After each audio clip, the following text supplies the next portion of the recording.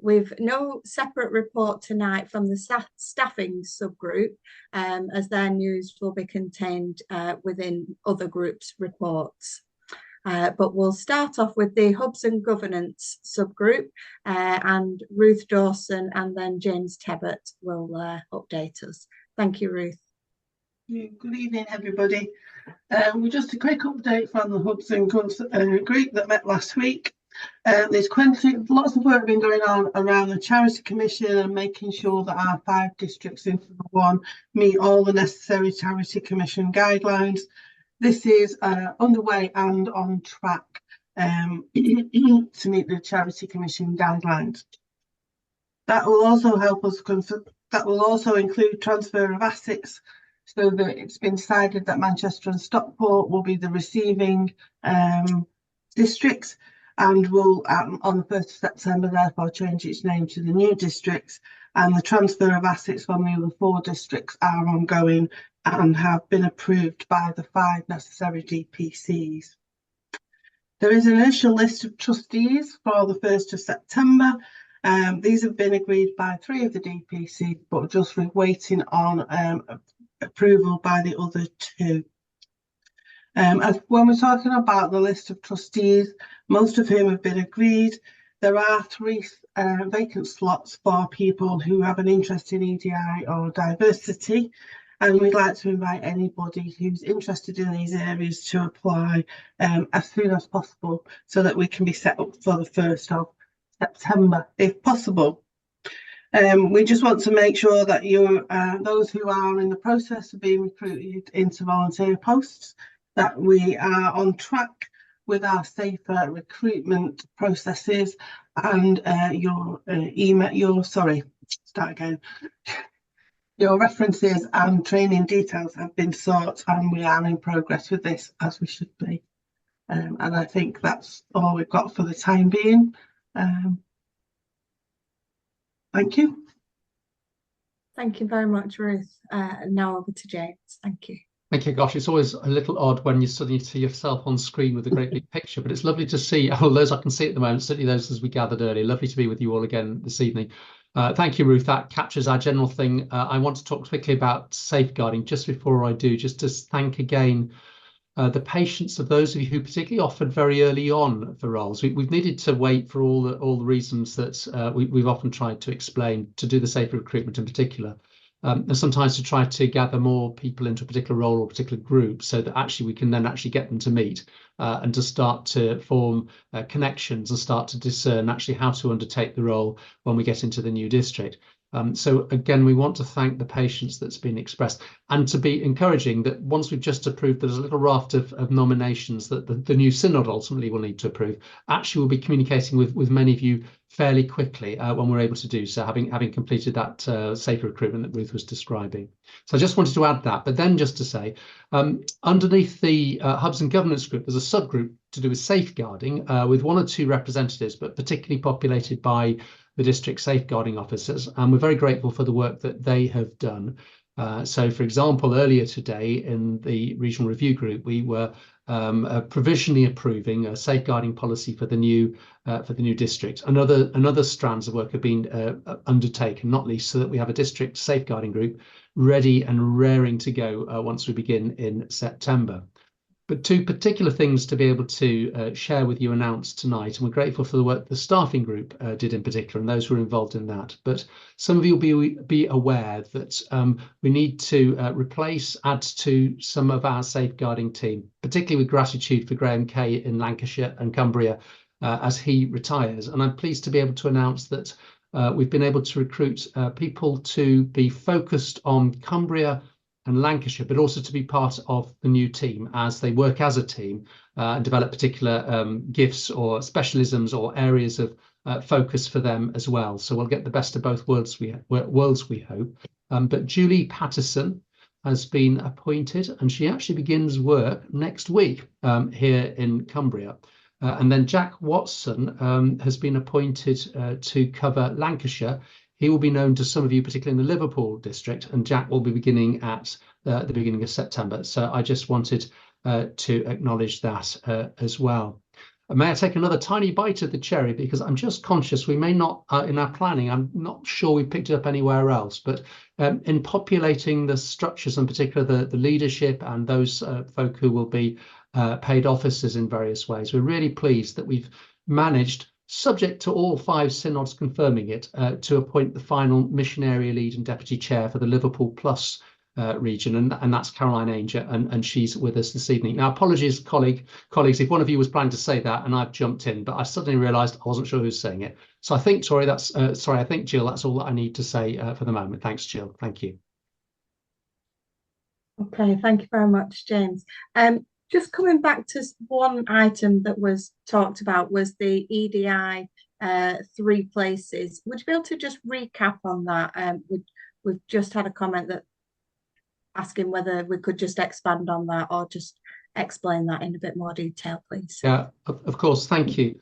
Well, when the regional review group was planning and thinking about what would be the appropriate constitution, the makeup of the new district policy committee, the trustees for the new district. So this was actually thought through some time ago now, and this was part of the consultation document that went round all our 5 districts and all the circuit meetings, etc. We wanted to have, obviously there were some roles that would need to be there automatically, and that would be not least the 3 district hub leaders. There was also, we wanted to have a representative or 2 representatives from each of the mission areas, and that was both on the one hand a layperson, and on the other hand someone who was either a minister or a lay worker involved in pastoral and ministerial type work. But in addition, 2 things. We've decided to add the nominated synod secretary, and I don't think we've said that, and I think we can do. It is subject to the new synod, so we recognise that. But Carolyn Hothersall from Lancashire, already synod secretary there, will have that role. But then 3 really important posts to ensure diversity from across the region.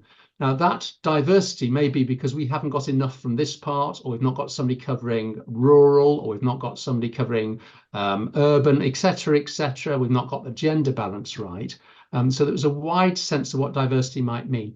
But in particular, and we really do want to try to ensure that we cover this if at all possible, we want to ensure diversity in terms of some of those protected characteristics within our understanding of equality, diversity and inclusion. So that might be about racial diversity, again, gender diversity, sexual orientation, some of the disability.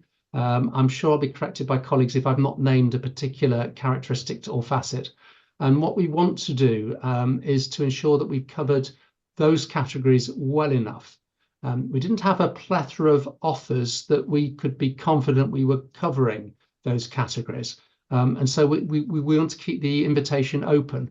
If anybody thinks for themselves or has a trusted colleague or friend or another fellow member in one of your contexts whom you might think this person might be suitable for that, to be a trustee in the new district, but also quietly to be able to carry those particular characteristics and ensure that we have all the perspectives that we need, that we're fully inclusive and we reflect a diversity between us. Please do think carefully about that and let us know. So again, the communications email is a natural way into the North West England district, and one of us will put that in the chat to make sure everybody can see that again. I hope that helps, Jill, and that gives a bit more of a flavour, and I'm sure others will add or correct if I haven't got that quite right. Thank you. Thank you, James. No, that was great. I'm sorry to throw a question in there at you on the spot, but just while we were on hubs and governance, it felt appropriate. So thank you for that. We're now going to move on to finance, and Gary Naden is going to give us our finance report. Thank you. Good evening. Since we started at the back end of 2023, lots of work has been done on constructing a budget for 24-25, determining district assessments for each circuit, reviewing the district advance fund, reviewing the finance status of new projects for new people, and assessing projected reserve levels, amongst many things. But in recent weeks, the main focus has been on preparing to integrate numerous financial processes and tasks, including payroll and pensions, expense claims, man's costs, leases, direct debits and standing orders, amalgamating our bank accounts, CFB accounts and TMCP accounts, sorting out initial signatories for those, and setup of accounting system and reports. This work is being led by TCC with lots of input from the 5 district treasurers. And on some tasks, we have worked and are working closely with other subgroups, in particular property and staffing. I'm pleased to say we're on track, but there's a lot of work to do over the next few weeks as we approach the 31st of August. I just finished by mentioning that our chair, Reverend Cheryl Anderson, steps down at the end of this month, as she's done a sterling job looking after the finance subgroup, and we thank her for her leadership and send her very best wishes for her retirement. Yes, thank you very much, Gary. And yes, definitely best wishes to Cheryl. Thank you for your report. We'll now move to property, and Carolyn Hothersall will give us our property group report. Thank you, Carolyn. Good evening, everybody. And just to bring you an update on the property group, for those of you who've been to these equip sessions before, you will already know that the property subgroup is made up of the district property secretaries from the 5 districts, and myself. And going forwards, we've probably had the quietest job so far of the various subgroups, because most of our work will come afterwards, and that involves manses in particular. So we've been identifying what's going to happen to each of the manses. The district manses in Lancashire and in Cumbria will continue to be occupied, so nothing's going to happen to those. The district manse from Bolton and Rochdale is going to be leased to one of the circuits there. And the Liverpool district manse and the Manchester and Stockport district manse are going to be put up for sale. And that will give us some funds into the district in order to be able to look ahead to any other manse changes that might be needed. In terms of staffing, we are due to appoint another district property secretary over the coming weeks. So adverts and job descriptions are ready to go on that one. Those are going to be going out soon, and that process hopefully will result in us being able to appoint somebody into that role. One other change since the last time we met is that we've agreed that there will be a district office. We need to have a postal address anyway for the Charity Commission, but the district address is going to be at Central Methodist Church in Preston on Loon Street. So that's going to be more of a postal office address, although it is actually functioning as a district office as well. And I think that's all there is for me to say from a property subgroup point of view, other than a big thank you to the rest of the team for their knowledge and for their expertise and for sharing that so willingly. And that's all from me. Thanks ever so much, Jill. Thank you, Carolyn. Thanks very much. We're now going to move on to the communications subgroup. So for those of you that don't know me, I'm Tori Allen. I'm currently the Digital and Communications Officer for the Manchester and Stockport district. I'm part of the communications subgroup, and that's led absolutely wonderfully by Peter Gregson, who's our chair. So one of the big pieces of work that I'm sure you'll all have heard about in some form or another is the infographic that we produced along with a graphic designer. So if you've not seen that, that's on our Facebook channel. It's been sent out through district administrators, but if you've not seen it, you can also request a copy from our email address, which I've popped into the chat. So that has really helpfully, I hope, visually shown the 3 hubs and the structure of the new district and what things are going to look like sort of from that overview going forwards. Over the summer, we are going to be working towards producing another sort of visual graphic of the actual staff team so that you know going into September who's doing what and kind of, yeah, what that staff team looks like as a whole. The other big piece of news is that we've been recruiting for the digital enabler role, which is going to be a full-time role, fixed term for 2 years. So applications for that closed yesterday, and we met as a team today, the interview panel, to shortlist, and we're now currently in the process of arranging an interview date for those shortlisted applicants. So that's really exciting, and we're all looking forward to the successful applicant coming into post. The only other news from us at the moment is our Facebook page continues to grow. We're now well over 400 followers, which is really exciting. And we're really starting to build a lovely community on there. So thank you, all of you who've followed, who've shared, who've helped spread the word about that. We do really want to continue sharing good news stories and missional stories. If you're aware of anything, if you've got a friend that's involved in something really exciting, please do be in touch with us. We'd love to hear any and all stories. And I really hope that does help to continue to encourage us all, and yeah, just share best practice and encouragement, really. The website development continues. We hope to have that launched in September.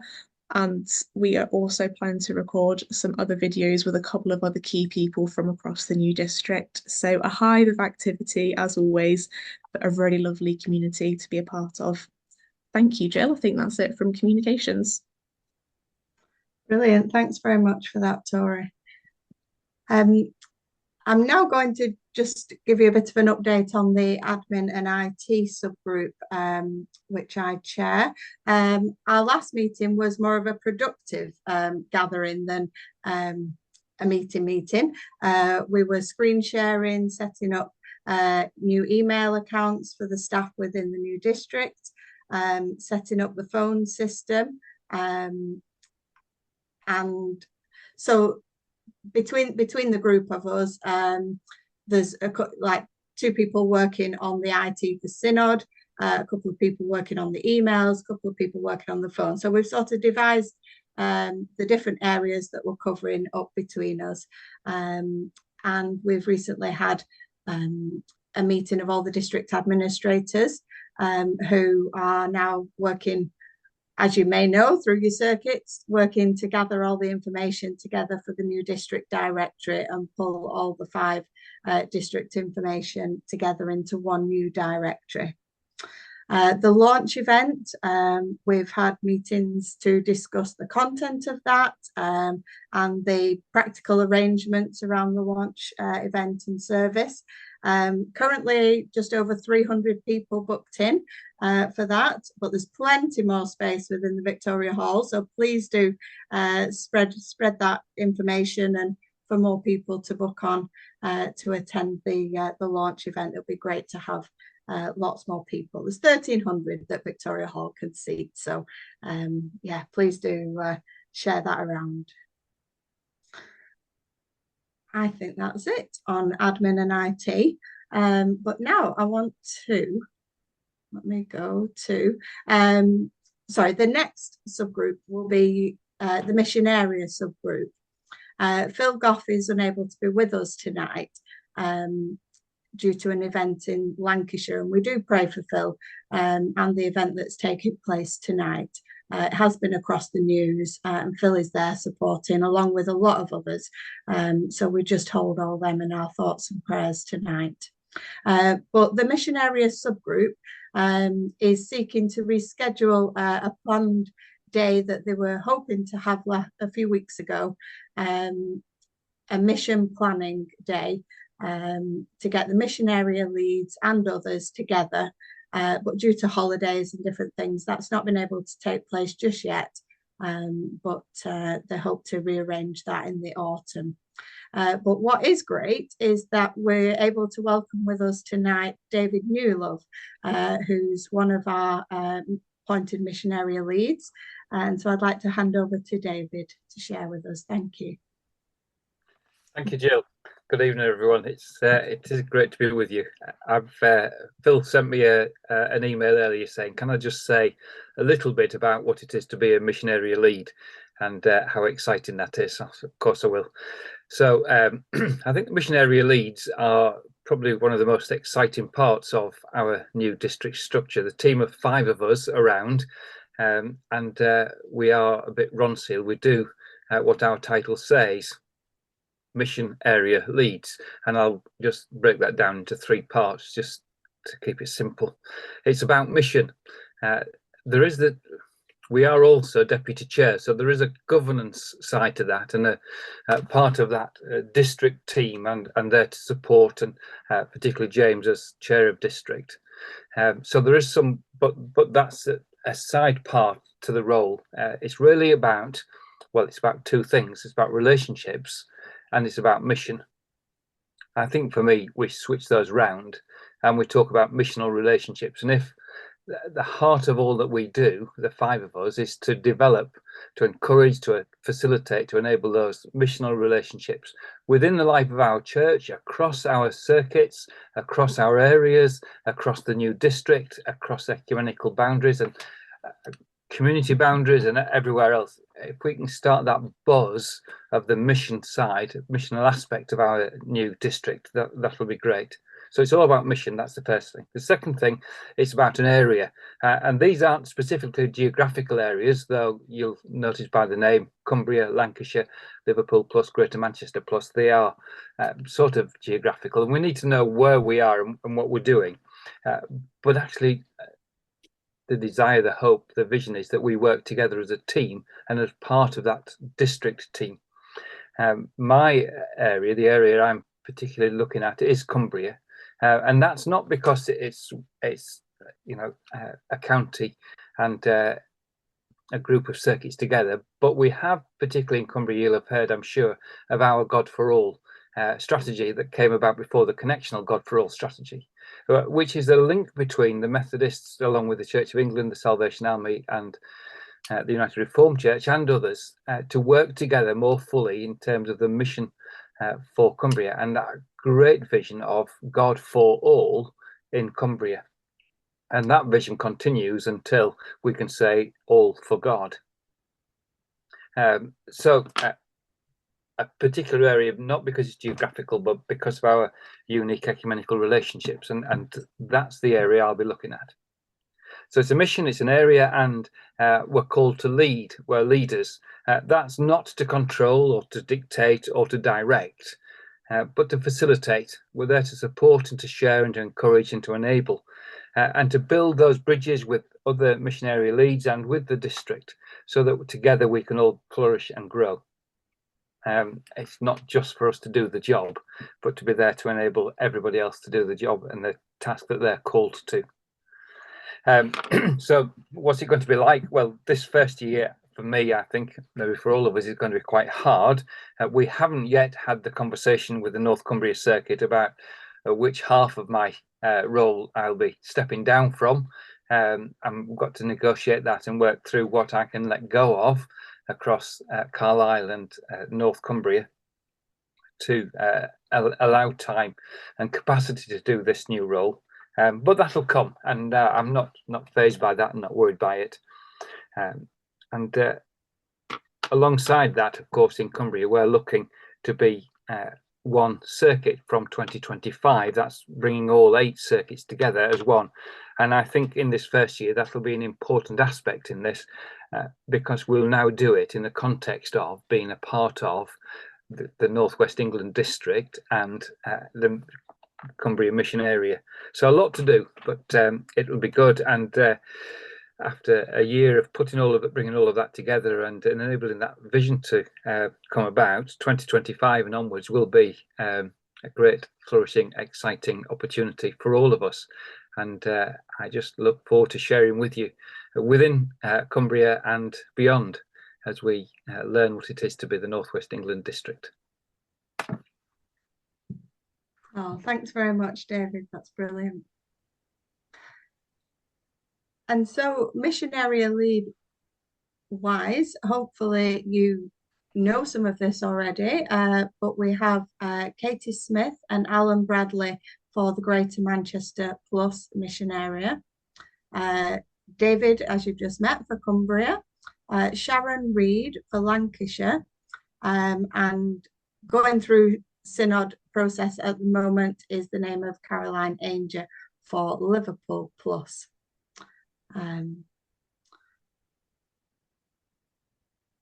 Right, I think that comes to the end of our subgroup reports.